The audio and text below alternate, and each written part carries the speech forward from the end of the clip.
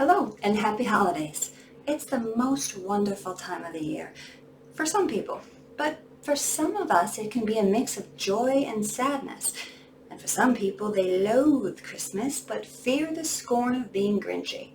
Sometimes not being a huge fan of Christmas is as simple as not liking social gatherings or Christmas music or gift pressure. And whether you like the holidays or not, you're not wrong, even if you don't know why you don't like the holidays. Sometimes we can find ourselves feeling anxious or sad or irritable for an extended amount of time, and if we have no idea why, it can be very frustrating to manage, which in turn can make those feelings even worse. So I wanted to share something personal with you, which, by the way, never becomes easy for me to do, just in case it could bring you peace during the holidays, because awareness plus understanding gives us peace. Every year, I don't know, like a week or two before Christmas, I find myself struggling to maintain my typical mindset, my typical amount of energy, and my typical mood. It catches me by surprise. And every single year for decades, I forget ahead of time that it's going to happen, which doesn't seem likely or logical, right? But it's true. Eventually, after days of either knowing why or not knowing why, or blaming other things for why I feel sad or anxious or like something really bad is going to happen, one thing or another makes it click for me. Now, let me pause for a second and talk about something else, and then I'll tie them together for more understanding.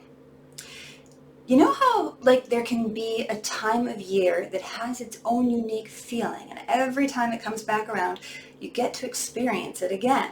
Like even if things have changed, if a certain time of year for a very long time was the same, your feelings end up being a byproduct of that time of year, like an anniversary of it, and not the exact circumstances that originally defined that time. For example, think about grade school. When it was time to go back to school, it had a unique mix of events, right? Summer living comes to an end and the nights get chilly and the leaves change and you're getting ready to go back to see the kids you haven't seen. Maybe you're someone who got new school clothes and new school supplies and found out who your teachers were. Maybe geared up for a fall sport. And even once your school days were done, maybe it took a while before that feeling of late August, early September lost the back to school feeling for you. But maybe it still remained the most likely time for you to have school-related memories come back to you. Well, this phenomenon is a thing, whether the recurring feelings are good or bad. And Christmas, for me, historically, involved a lot of very unpleasant experiences and emotions.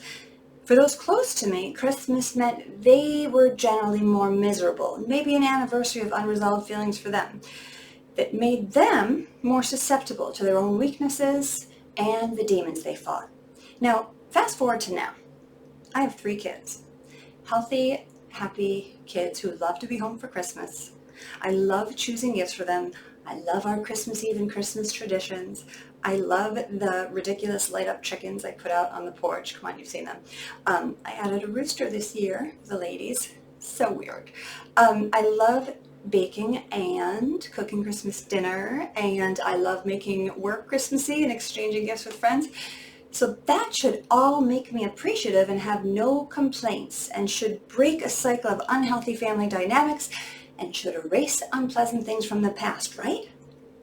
Nope, it doesn't work that way.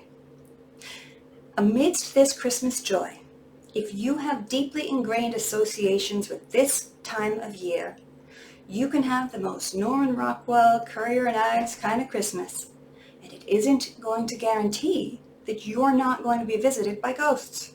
And I don't mean like the ghosts of Christmas past, present, and future like Scrooge was visited by.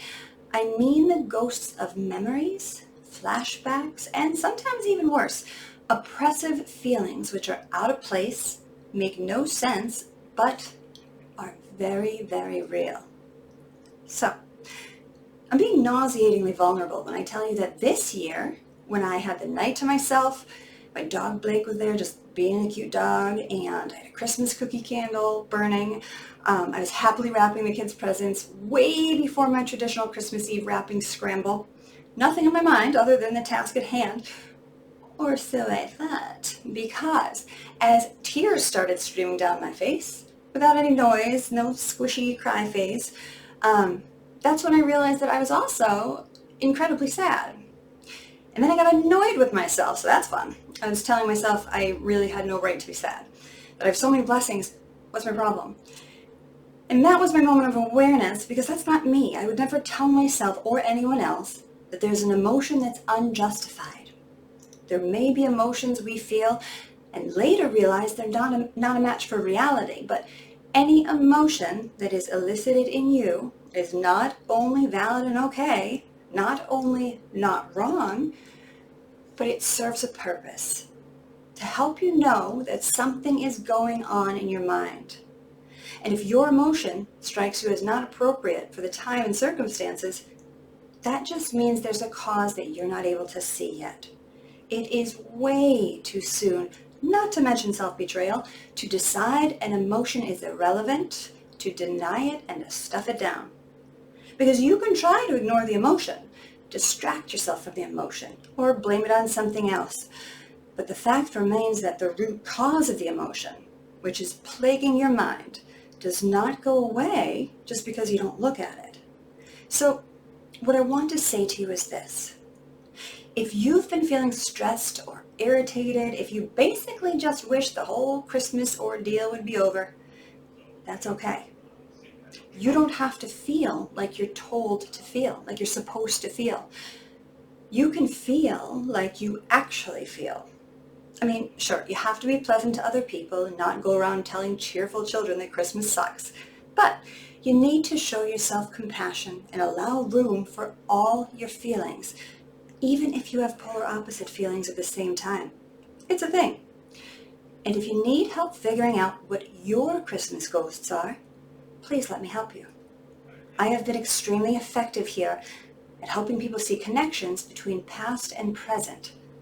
I can help you become aware of triggers and equip you with tools to manage unpleasant moments at inconvenient times. I will be local for the holidays, and you can shoot me a text and we can meet up. And if you find yourself struggling with a difficult mood or mindset, please don't hesitate to reach out. I never want to hear the words, "I didn't want to bother you. I can't stand it." I will tell you right now that the only time I won't be able to meet up is on Christmas Day between 2 and 4 p.m. That's it. I will be there for you when there is need, not convenience, and always with a happy heart. I wish you joy and peace this holiday season, and I'm here to help you achieve them both. Be well.